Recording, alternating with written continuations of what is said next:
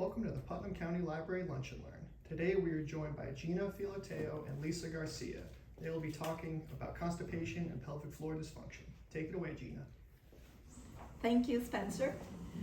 I'm Gina Filoteo. I'm one of the physical therapists at Cookeville Regional, and I have been a physical therapist for about 39 years. And yes, I started when I was 1 year old. And I have been with Cookeville Regional since 2009 and been specializing on pelvic floor health for the last 15 years. And this is really a great topic to talk during lunchtime. So, how many of you has heard the Constipated movie? Oh, yeah. Anyone? It never came out. Oh, great! Yes, I think. Have you seen that? That joke or read that joke on the internet? So it never came out. Okay.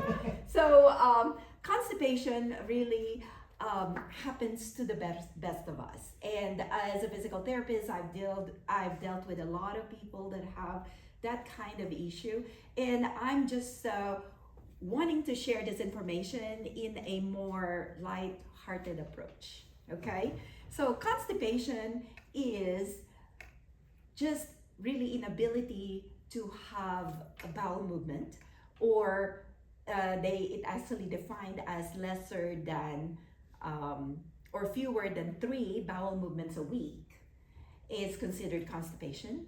Having difficulty eliminating or having hard stool that's hard to pass, it's straining, and those are things that really could affect the pelvic floor.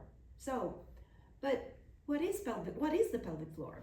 And a lot of people don't really know where their pelvic floor is what our pelvic floors muscles are. So this is the pelvic floor, and yes, men have pelvic floor as well. Okay, so this is the female pelvic floor. Okay, so this is the pelvis, and it sits right here. All these red structures are considered the pelvic floor muscles. Okay, it spans from the tailbone to the pubic bone. And if I could actually just emphasize the importance of pelvic floor muscles, everybody would be coming to this seminar and really don't wanted to miss this opportunity, okay? Because the pelvic floor supports major organs in the body. It supports the bladder in the front. We'll start with the bladder. The bladder in the front, it sits right here. The uterus in the middle, sits right here. And the rectum in the back. So, all these structures are supported by the pelvic floor. And if this pelvic floor has gotten weak or tight, a lot of issues could happen, okay? Now, men also have pelvic floor. And because they don't carry the baby, their pelvic floor is really not as large as the women's pelvic floor. So, but the men's pelvis is smaller than that. And the pelvic floor muscles attaches from the tailbone to the pubic bone, and these muscles are the ones that we see a lot right here. And there's also this deepest muscle that lines the bowl there, which is actually a pair of hip muscles. So the male pelvic floor muscles are actually structured like that, and it supports the bladder in the front and the rectum in the back. Okay, so this is another female model. So as you can see, the pelvic floor has a hole there. Okay, and the deepest layer there is actually a pair of hip muscles. So a lot of people who has been doing hip exercises unknowingly actually is strengthening their pelvic floor at some point. So the next layer is attached from the tailbone to the pubic bone.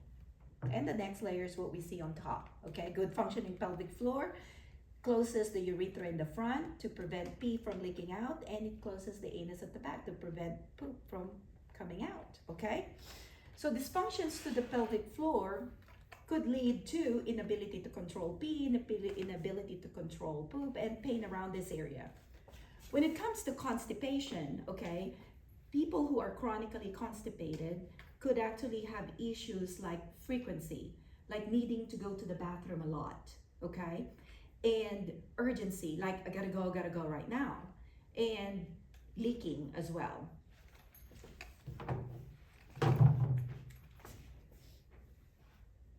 So, constipation happens, okay? Well, let's start with the digestion. When we eat food, it travels through the mouth, into the stomach, and of course it's digested.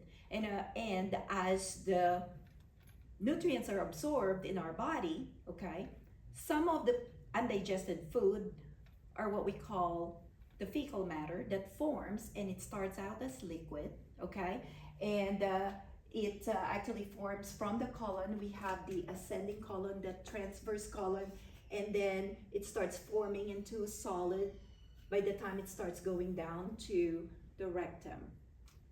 And whenever we have the urge to go to the bathroom and we ignore it, then sometimes the poop gets just constantly back up, because as we eat, food are actually being formed inside our body. So for people, normally we would like to have a bowel movement every day, okay? Up to 1 to 3 times a day is actually normal. And transit time, usually when we eat food 20 to 30 minutes later, okay, we have the peristaltic movement that happens in the body, and we go to the bathroom, okay? But for some people, especially when you're busy, you're in a hurry, you feel the urge to go to the bathroom, but you ignore it. And when you ignore it, after a while, you lose that urge to poop, okay? And then of course, the next day, the cycle repeats itself, and then you ended up with constipation, okay? But sometimes the rectum becomes hard, or like the rectum becomes enlarged, okay? So the rectum is like a balloon, okay? Whenever you store poop there and you don't eliminate, okay, the balloon that's like a rectum, okay, it actually becomes large, and it takes that much poop for you to have the urge to poop, okay? But there's a solution to that. So these are the pelvic floor muscles like I described to you there. And these are actually the structures inside the body, like I had talked to you about, the bladder there and the rectum for male. And this is the bladder, the uterus, and the rectum for the female. So this is where I work. I do pelvic floor physical therapy at the Blue Roof building. And pelvic floor therapy is actually a non-invasive type of treatment. And we deal with a lot of issues with constipation there in the clinic, and pelvic floor dysfunction such as urinary incontinence. And I also see a lot of patients with pelvic pain. And you're probably gonna say, there is therapy for constipation? And yes, there is. It actually could be a physical therapy and occupational therapist working with the patient. Okay. So the success of pelvic floor therapy depends on 3 factors: diet modification, exercise, behavioral modifications. Diet modifications, Lisa, she's an expert, a nutrition expert, will be talking about that. And there are exercises that you can do, which I teach also in physical therapy, and of course, behavioral modifications. So let's talk about exercise. So it's very important that we need to be aware of our body and be aware that we're having issues with constipation, and generally we would manage it with diet and lifestyle changes initially, okay? And once you're getting, the nutrition that your body needs, and you're having a good bowel movement, combining that with exercises, would be an excellent way to continue having good pelvic floor health in the long run. So for exercise, we always talk about breathing. So breathing is the key, okay? So for most of you, okay, who are here, I want you just to be, right now, take a pause and be aware of how you breathe. Put one hand on your chest and one hand on your belly, okay? And take a deep breath. Where do you notice that expansion? Do you notice it on the chest? Or do you notice it on your belly? Okay? So some people say, yes, it's in the belly, and some people actually, they, feel the expansion on the chest, okay? So in order to have a good pelvic floor function, we need to focus on diaphragmatic breath or diaphragmatic breathing, okay? So the diaphragm is located on the lower end of the rib cage right here, okay? So if you put your hand right here on the lower end of the rib cage and you take a deep breath, the diaphragm expands the rib cage. So take a deep breath. And then on the exhale, that diaphragm closes the rib cage, okay? So we're gonna breathe in for 3 seconds, inhale for 3, and then exhale for 6. Like that, okay? So when you're sitting on the toilet, okay, this is actually what I call toilet meditation. Yes. So when you're sitting on the toilet, okay, take a deep breath. I know a lot of people, we carry our phone and we, look at our phone like that, okay? But I want you to really just give yourself 2 minutes, okay, to sit on the toilet, okay? And when you're sitting on the toilet, okay, it's very important to have a good posture, okay, when you're sitting on the toilet, okay? So if you're at home, just assess, how tall your bathroom is, okay? And if you feel like your bathroom is too tall, which most of the handicap toilets are, they're too tall. So when I'm sitting in a public restroom, actually my toes are like this, okay? And in that posture, your pelvic floor is in a tight position. It's not really relaxed, okay? So you sit down on the toilet, and if you're at home, you could get a box, okay? Or if you already have a squatting stool, the squatty potty, what we call, okay? Prop your feet up and make sure that your knees are higher than the hips, okay? So when that happens, when you're sitting and your knees are higher than the hips, you open up what we call anorectal angle. So there is a muscle called the puborectalis, okay? That's this muscle right here. I'm gonna show it in the female because it's like larger right here. This is the puborectalis. It actually slings the rectum in a sitting position. So when a fecal matter is coming down, you have to bear down to do that, okay? Whereas in a squatting position, by just simply raising your feet up, it automatically comes down without an effort really, okay? Coupled with a deep breath, on an inhale, the pelvic floor relaxes, and then on the exhale, the pelvic floor closes up and in, you actually are able to eliminate without a strain, okay? Because straining is a no-no because it weakens the pelvic floor, okay? Constant straining weakens the pelvic floor, then you started having issues of urinary incontinence or uncontrolled urine leakage.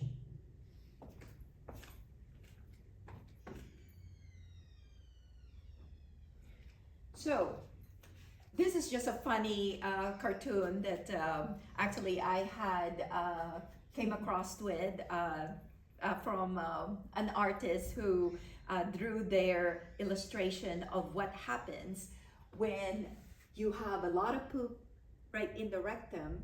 It actually pushes that right there in the bladder because they all share that same cavity right here. It's a, you know, right there.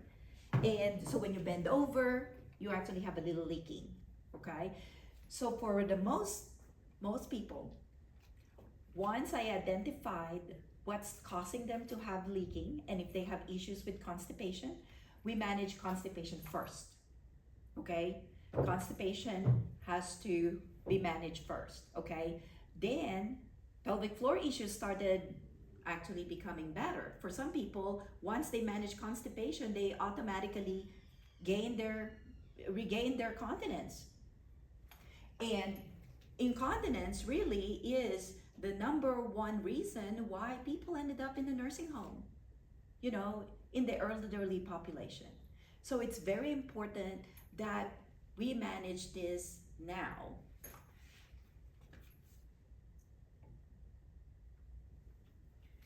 So since we're at the library, actually I thought we're gonna do an ABC, okay? So just to sum up everything that we had talked about, okay? A, awareness is the key, okay? We have to be aware. Did I have a bowel movement yesterday? Or, you know, am I eating the right kind of food? Be mindful of what you eat, okay? Or am I drinking enough water? We're supposed to be consuming about 50% of our body weight in ounces of water, okay? Are we getting enough exercise as far as that goes? You know, walking could be considered an exercise. It doesn't have to be like going out to the gym to do, you know, exercise. It could be as simple as walking out in the park. B, for ABC, B is breathing is king. Breathing, diaphragmatic breath, okay? So taking a deep diaphragmatic breath, okay, calms our nervous system. Bowel movement actually happens not on a flight or fight or sympathetic, you know, mode, but it's more on parasympathetic, which is calming, you know, rest and digest, and breathing just that, okay? So, and the letter C for our ABC, constipation, manage it, okay? Do everything that you can to learn what you need to do, what you need to eat to manage constipation and have a good bowel movement every day. Thank you very much. And if you ever need pelvic floor therapy in the future for issues like constipation, urinary incontinence, you may call for your appointment. And of course, a doctor's order is required. And our telephone number is on the screen. And so, thank you very much. And now I'll give the floor to Lisa.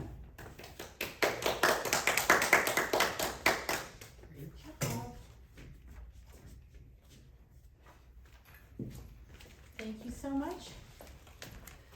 So hi, my name is Lisa Garcia and I'm from Cleanse Wellness Spa here in Cookeville, and I am so grateful that you all came out today. I know Gina because we have a common solution for people. And so as a colon hydrotherapist at Cleanse Wellness Spa, we do internal detoxing and cleansing. And one of the reasons that people come to us is for constipation relief. So there's many different reasons for people to get constipated. Gina was speaking very clearly about some of them, which is holding yourself, right? So if you hold an urge to go to the restroom, it's estimated that you can be backed up for at least 24 hours after that very first time you hold. So at Cleanse Wellness Spa, we try to provide a solution for that. I'm also, in addition to being a board credential cleansing specialist, I'm also a national board health and wellness coach. So that's what we're going to talk about today, is foods that help with constipation. So constipation, bloating, slow transit, gut issues, so common. Everybody knows now that everything begins in the gut. So serotonin production, moods, not just the brain gut, but the skin, sleep patterns. So the gut affects all that, and all that affects the gut. So it's one big giant like hamster wheel. So if one thing is out of whack, many things can go out of whack. So we want to make sure that you're feeding your body what it needs. High fiber foods, fermented foods, and fitness. So the 3 F's I like to talk about with that. So one great exercise that I love for constipation and lymphatic system drainage, which also will strengthen the pelvic floor, is rebounding. So rebounding is a really great way. If you can do it, rebounding is very low impact, no impact. People with hip joint replacements can do it. If your health allows you to do rebounding or any type of jumping or moving like that, great for the pelvic floor and great for constipation as well. So as far as foods go, we want to talk about fermented foods, right? So anything that's a live culture in your body. Yogurt is a great option, kefir. If you cannot do dairy, there are other options like pickles or sauerkraut, anything with alive bugs to help your microbiome smile. So our gut microbiome is a huge plethora of diverse microbiome and little bacteria, good and bad. And what we want is we want the good bacteria to overpower and overgrow and be the rulers. We want them to be the sheriffs in town. And what's happening right now, unfortunately, in our society is that it's turned back the other way. Fast food, too much fight or flight. So pooping is a parasympathetic nervous system function. So if you walk around all day long and you're on your phone, or you're so busy, or you're running from one task to the next and multitasking, all those things are shutting down your body's ability to rest and digest. So some people come into me and they're like, well, I don't understand. I do CrossFit. I fast. I drink plenty of water. I only eat organic. Well, the person's talking to me, and then when I go in to see them during the colonic, they've got their laptop out on their lap and they're actually doing work on their laptop. So sometimes fight or flight can be kicked in different ways than we imagine. And to be honest with you, your body doesn't know the difference between you being chased by a tiger or you being late to pick up your kids from mom's day out. Our bodies operate on a physiological level, black and white level, when it comes to our nervous system. So we're either in a rest and digest state or we're in a fight or flight state. And so even though we can try to do everything right, that's an important thing to do. So the breathing, really important. That belly breathing that she's talking about, box breathing. Sometimes when people come into me and they're trying to empty their bowels and they have a lot of anxiety, we'll do box breathing, which is four in through the nose, hold for 4, 4 out through the mouth, hold for 4, and then repeat. That's like a Navy SEAL box breathing, resets your nervous system after about 5 to 8 times of that. Nutrition-wise, we want to be eating fiber. So we really need to be in a position where we are hydrated, yes, and eating fiber. Now those two things are important. And when I say fiber, I don't mean Benefiber. I don't mean Metamucil. I mean getting your fiber through foods. So high fiber foods that make your microbiome happy. I've got a little list here for everybody to take home. I think I have enough copies for everyone here. But if I don't, you can just email me or call me and I'll take care of that. So here we've got some stuff that's roughage. Prunes, apples, pears, kiwi fruit, figs, citrus fruits, spinach, artichokes, and legumes.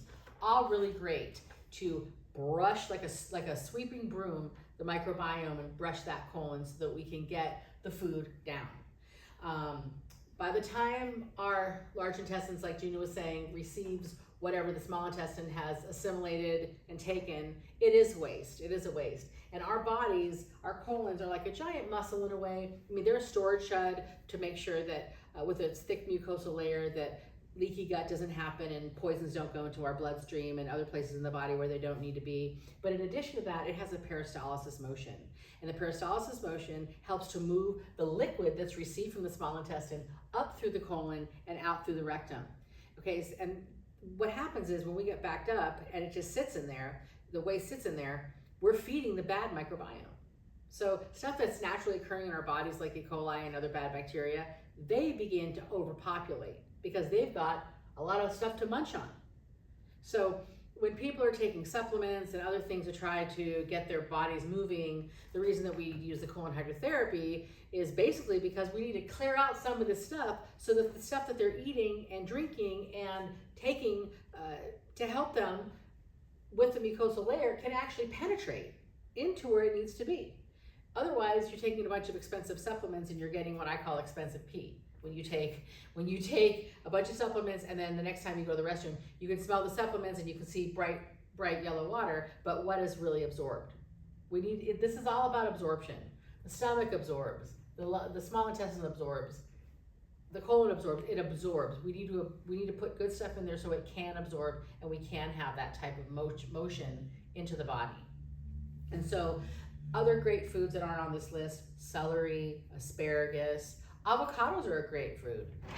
All those kinds of different foods will end up helping your body to push forth the waste that it needs to get through, and it'll help feed the good microbiome so that it overtakes the bad. So that's basically what I had to say about good nutrition and hydration. Now, let me warn everyone too, if you're taking a fiber supplement like a Benefiber or anything like that, you really need to make extra care to even drink more water. Otherwise, you could have a situation in your body where it's like cement in your colon. And that'll cause even more constipation, which we don't want. We want your body to get berries and beans and other things to have a natural source of fiber that can be assimilated by the body. It doesn't have to be expensive. So all these supplements and expensive different tricks and fibers and all this other stuff, really not necessary. What we really want to do is we want to cleanse the body, help it out if we need to do some colon hydrotherapy. But like Gina said, the first things we start with is exercise, like movement, lifestyle changes, a difference in a diet, and make sure you're hydrated. Be aware of your body situation. We want to make sure to give it all the tools it needs to move on its own, because we were designed to do this. Our bodies were designed to do this. And the fact is that chronic constipation is very prevalent in all age groups. I deal with parents that come in for my services, and their children and grandchildren at 5 years old are already being microdosed with Miralax. So what is it? Processed foods, not breathing enough, on the video games or TV too much, not being outside. We are meant to grow eating outside your circadian rhythm. Stop eating before 6 o'clock at night if you can. People are like, I can't do that. Well, maybe aim for like a shorter eating window during the day and gradually taper back. We should be eating our largest meal first. So 2 to 3 meals a day. If you have to eat 2, or if you have to eat 3, that's fine, but 2 meals a day. We're supposed to eat breakfast like a king, lunch like a queen, and dinner like a pauper or a poor person. Places in the world where they have the most longevity have that pattern. They're eating a lot of fresh fruits and vegetables. They're eating non-processed foods, so whole foods is what they're consuming. They're hydrated. They're also spending time in nature or spending time unplugged. Being unplugged is really important, because in other countries, they're twice as productive sometimes as Americans, but they work in half the time. They have siestas, they have shorter work weeks, they have different times of the day that they're putting their schedules so that they have more sunlight. All those things are really important for our health, because we're not robots. We're not the computers that we're attached to all day long. We function differently, but when we're in sync more with our smartphones and our computers and our jobs and our schedules than we are with our actual physical matter of our body and doing all the things that we're supposed to do with the sunlight and the sleep. Like the sleep, National Sleep Foundation says we're supposed to get 7 to 9 hours of sleep every night. And if we're not getting that, guess what's going to happen? That can cause constipation too. We are one big giant organ, right? And we absorb things through our skin, through our mouth, and we're supposed to be getting rid of it as well. So anything you can do to help your body to stay regular.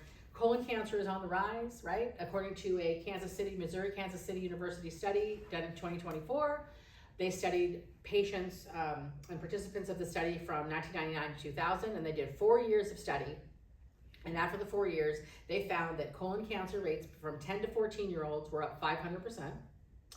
From 15 to 19-year-olds, I think it was like 800% or something crazy.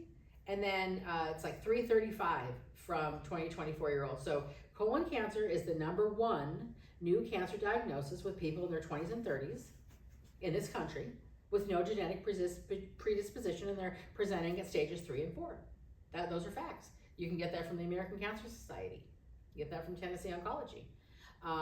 And so what's happening to our colons, what's happening to our bodies, we're not eliminating like we should. We're putting in things that are too processed, too much chemicals, not whole foods, things our bodies can't digest. For example, really quickly, GMO things, GMO items. Everything is a GMO. Well, a GMO stands for genetically modified organism. So if you genetically modified my 5-year-old grandson, he wouldn't be a human anymore. He's genetically modified.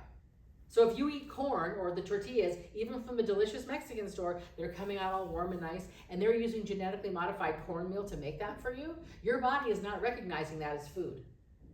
You might as well eat your smartphone, eat one of Gina's little, suck on the side of that table, whatever. It's not recognizing it as a food. It cannot absorb it and break it down like it needs to, because it's genetically modified by definition. So whole foods, get some good sleep, get some exercise. Cane Creek Park is beautiful this time of the year, morning, afternoon, and even early evening. You can go out there, just walk for an hour. All that stuff makes your microbiome smile, all of it. One last thing, fasting. So everybody's got a different opinion on fasting. I'm not talking about even time restricted eating. I'm talking about at least 12 hours between breakfast and dinner. So last meal of the day is dinner. Before you eat breakfast in the morning, make sure, first thing you do, drink about 16 to 24 ounces of water, set your metabolism up. That will help you with the bowel movement. And also let 12 hours pass between the last meal of the day and the first meal of the morning. So thank you very much. My name is Lisa Garcia. I own and operate Cleanse Wellness Spa. If you have an issue with constipation, any swell in your body from lymphatic system draining slower, we offer all kinds of great, safe therapies. Been doing this for many years, seen thousands of people, never had anybody get hurt or injured or anything at any of our spas. So Cleanse Wellness Spa, we're located in Cookville on South Low Avenue behind the Absolute Fitness and the Aldi's. We have a website, cleansewellnessspa.com. You can reach out by email, telephone, and thanks very much for your time. Are there any questions? Any questions? There's so many people with their hands up, Gina. You want to come up here and try to? Yes. Pick your favorite one. Yeah.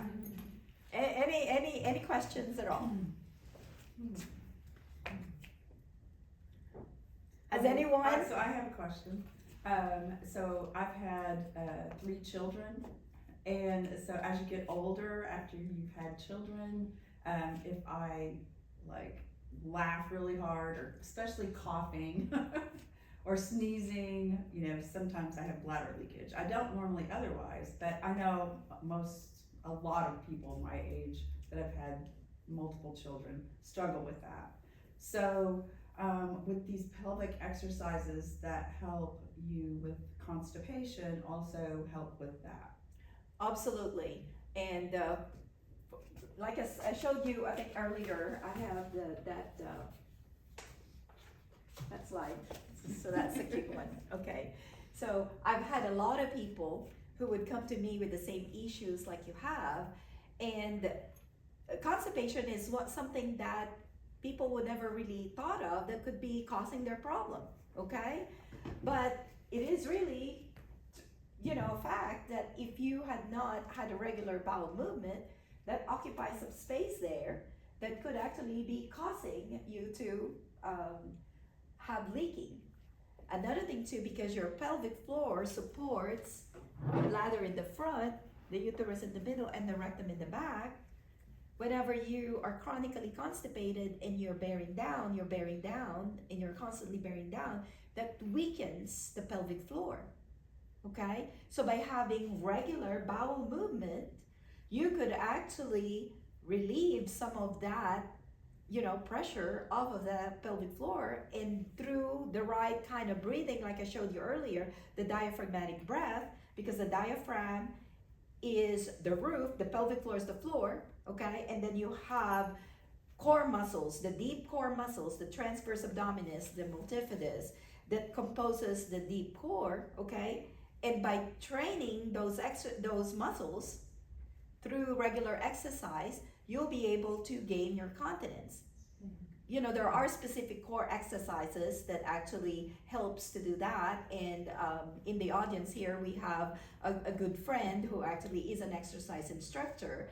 And we have, gotten together and put together some exercises that would be helpful. And she's out there in the community as well that you could tap into. So some exercises could actually work for you, but some exercises could be a good exercise, but could be working against you if you're not doing the right type of breathing, because you could be pushing on the pelvic floor rather than lifting it up and in. So could I maybe add to that? Absolutely. Yes, the exercising will help with that. It can help reverse different prolapse symptoms also, and strengthen those muscles to help with the leaking. The techniques that they're talking about, using a squatty potty, being in the right position, having the right posture, all of that helps to strengthen those muscles so that happens less frequently. And because there are some people who actually, like Lisa had said, they're eating the right food or exercising regularly, and but if occasionally they would have bouts of constipation and they're straining, they're not pooping the right way, you're undoing what you had just done at the gym when you're working out and strengthening your pelvic floor. So you're strengthening the pelvic floor, but then you're chronically constipated and you're bearing down. So you're undoing what you did. So it's like one step forward, one step back. Chronic constipation is a culprit for a lot of things, and when people come in and they see me and they do colon hydrotherapy, they can't believe, and they keep saying, "Oh my gosh, more came out the second time than the first, more came out the third time than the second," and the reason it's like that is because we get backed up. The colon is between 5.5 to 7 feet long. It is a huge organ, and it is. I have people that come in, they think they have had kidney stones, they've got pain in their liver area, gallbladder, and it's just constipation. They've gone to the ER and they get an X-ray and they're constipated. They're fully impacted, and they say, "We don't understand. We go poop once a day or once every other day." Somehow you've gotten impacted, and and usually when that happens, if you're going to the restroom and you're having a bowel movement once a day, and you're still impacted, it's because you're just not emptying. And you usually will get up and you'll feel, I feel like I'm pooping once a day, but I just don't feel empty. Yeah, and so I was researching one time how much is actually a good bowel movement, or how long. How do you know you had a good bowel movement? Okay, so and actually I found out you have to be when you measure it, it has to be at least a foot long, 12 inches or longer. Okay. We figure babies, they poop after every time they eat. But we don't think anything if we go 3 days without a bowel movement. The rectum is how long?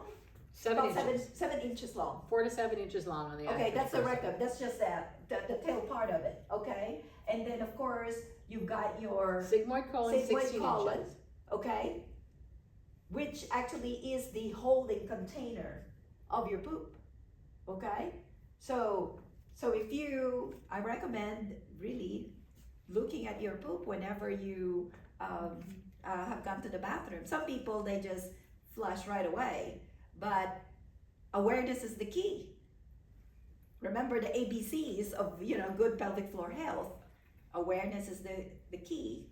And there's an app that Gina has talked about, and I have it on my phone now. The Happy Poop app. It's free. There's a free version of that.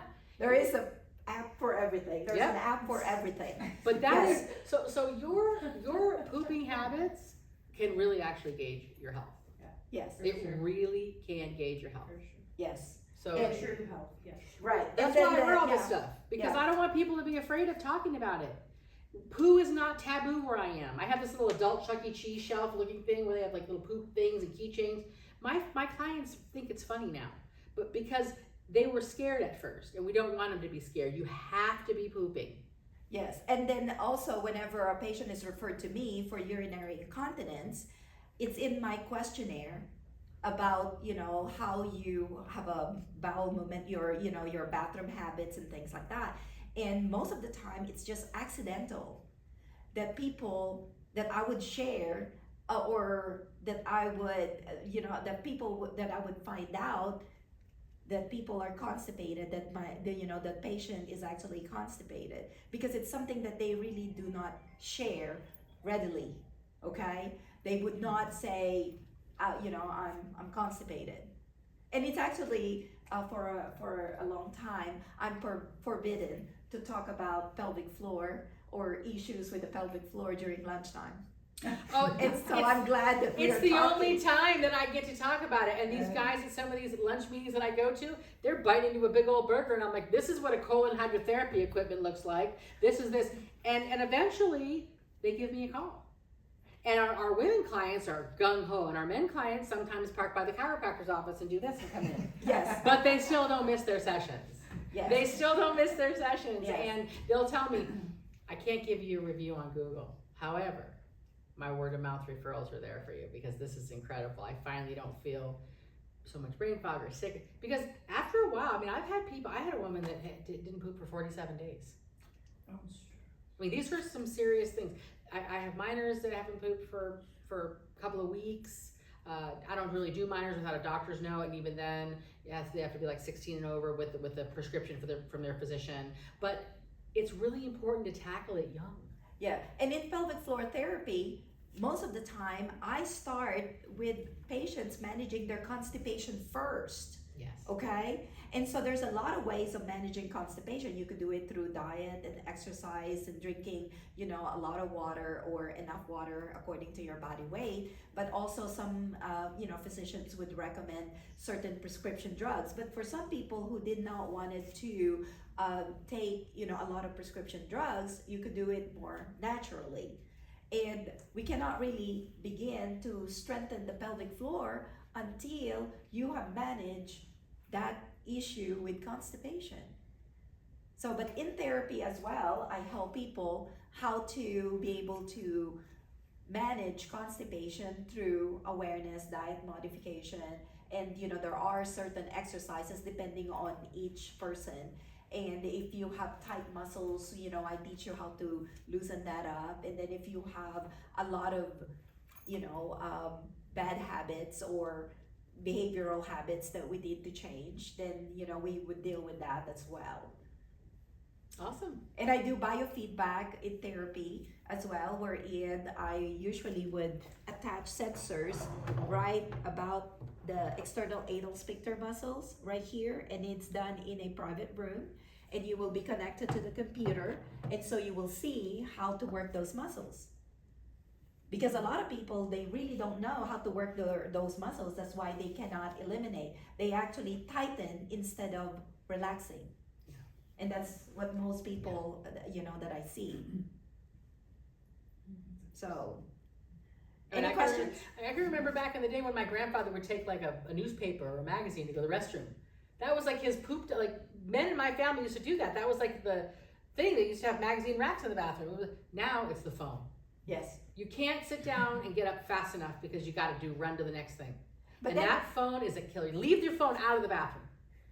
yeah. And then if you get like a disturbing email, or you started reading a disturbing Yep. news or whatever, that tightens the pelvic floor. Yep.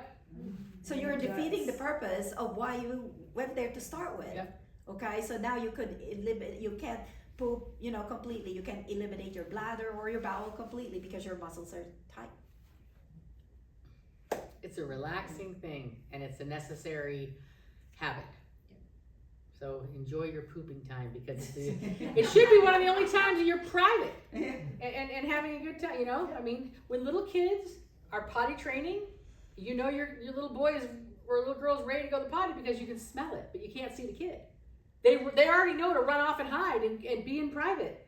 They need to be able to concentrate on what they're doing and relax, and then they come out when they're done all smiling, and you're like, I missed it, and you have to fix it. But that's true. We should be in a quiet, make your bathroom beautiful. Yeah. Even if you're a single guy, make your bathroom beautiful. Make it a place of relaxation, a sanctuary, so that you can be in there and be relaxed. And you could do your toilet meditation. That's right. Yes. So Toilet meditation is right. in physical therapy, in pelvic floor therapy, I see men, women, and children. And what better age could really be a good time to train your kids how to poop normally? And the little kids pooping on an adult toilet. I mean, their pelvic floor is not relaxed. No. So get them the appropriate stool, the appropriate height of stool, to where they could prop their feet up. We have squatty potties in all of our restrooms at home and at the spa, because it's so much more advantageous to help with the emptying. And the squatty potty is actually invented by a mom. Yeah. So, and it doesn't have to be that brand. It could be a foot box. I mean, it could be a box, shoe boxes, just a couple of shoe boxes. And if you're traveling, because you know a lot of constipation issues happens when you're traveling. Travel bowel. It's Yeah. You could actually just use your suitcase, your luggages. You know, you pull it all the way to the bathroom, and then you just prop your feet up there. So it doesn't necessarily have to be like a really expensive thing. No. So when you're at home, I mean, if a couple of paint cans, just prop your feet up there to It's get just in the right position. It's just another habit that we take for granted, that our grandparents and great-grandparents, they had habits and they had an experience every time they did something. An experience bathing. You know, remember the essential oil, an experience eating. Mindful. They would talk, Yeah, being yeah. mindful. Being An experience mindful. even going to the restroom. You have to have it. Everything that you do, you're doing it. So instead of not thinking about what you're doing and thinking about the next thing, we actually were not made to multitask. Our brains were not made to do that. Mm-hmm. So that's why we have a lot, well, I'm not gonna get into the Alzheimer's and dementia thing, how much younger people are getting, but we were not meant to multitask. We were meant to do one thing at a time, and that's all. So we're so used to having dysregulated immune systems, and then what do? We caffeine up. I mean, every coffee shop is busy. So not only are you going really fast, doing too much at once, but now we're gonna really tweak you out, and you're gonna be going like the speed of light.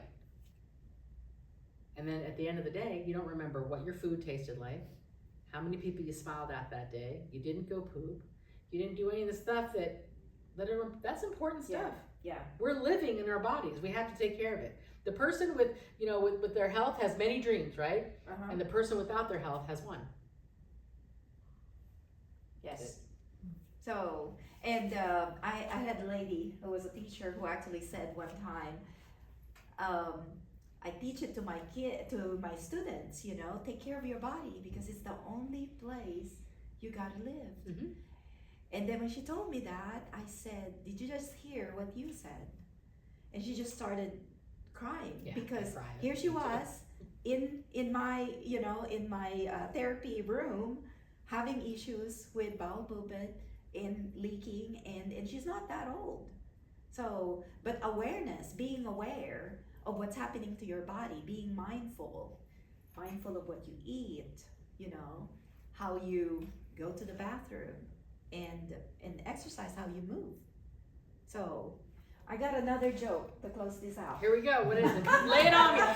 Listen, poop jokes aren't my favorite, but they're a solid number 2. Okay. So that's not it, is it? I like that. Oh. I like that. My client got me a sign that said that. What is I it? like that. No, it's not that one. Oh, good. Okay. Bring it. But this one is, well, the Constipated movie, Spencer actually knew about it. So the Constipated movie really never, came out. Okay, that's why you never got to see it. Okay, but the sequel to it, Diarrhea, was released immediately because it leaked. That's perfect. I love that. Thank you very much. Thank you everyone for coming.